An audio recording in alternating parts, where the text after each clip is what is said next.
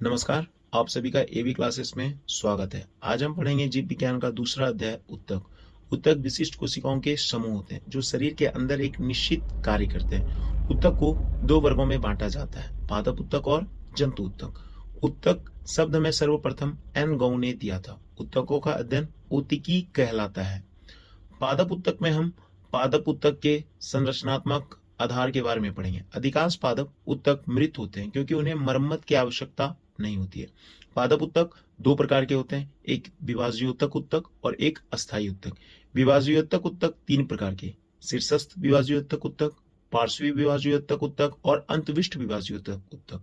और अस्थायी उत्तक दो प्रकार के, सरल अस्थायी उत्तक और जटिल अस्थायी उत्तक। सरल अस्थायी उत्तक तीन प्रकार के, मृदुतक, स्थूल कोण उत्तक और दृढ़ोत्तक।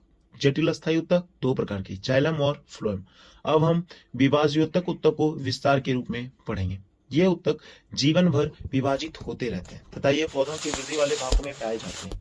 ये उत्तक अवयस्क कोशिकाओं से मिलकर बने होते हैं तथा इसे में समसूत्री विभाजन पाया जाता है। ये विभिन्न आकृति जैसे गोलाकार अथवा आयताकार होते हैं तथा इसमें अंतराकोशीय स्थान अनुपस्थित होते हैं। ये जीवित कोशिकाएं होती है जो पादप की लंबाई तथा चौड़ाई की वृद्धि में सहायक होता है। इनकी कोशिका भित्ति सेल्यूलोज से बनी होती है तथा इनमें अधिक कोशिका द्रव्य भरा होता है। इनमें राजधानी का अभाव होता है तथा स्पष्ट केंद्रक पाया जाता है। इनमें प्रारंभिक लवक पाया जाता है।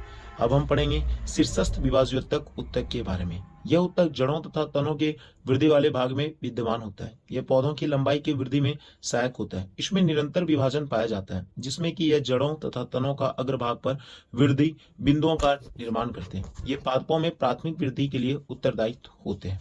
अब हम पढ़ेंगे पार्श्वी विभाज्योतक उत्तक। ये उत्तक तने की परिधि अथवा मूल में पाए जाते हैं जो तने की चौड़ाई बढ़ाने में सहायक होते हैं। ये पादप में द्वितीय विर्धक में सहायक होते हैं। अब अंतर्विष्ट विभाज्योतक उत्तक, ये पत्तियों के आधार अथवा टहनी के पर्व में उपस्थित होते हैं। ये उत्तक भी पौधों की लंबाई की वृद्धि में सहायक होते हैं। अब अगले पार्ट में हम पढ़ेंगे पादप उत्तक के बारे में। धन्यवाद। जय हिंद।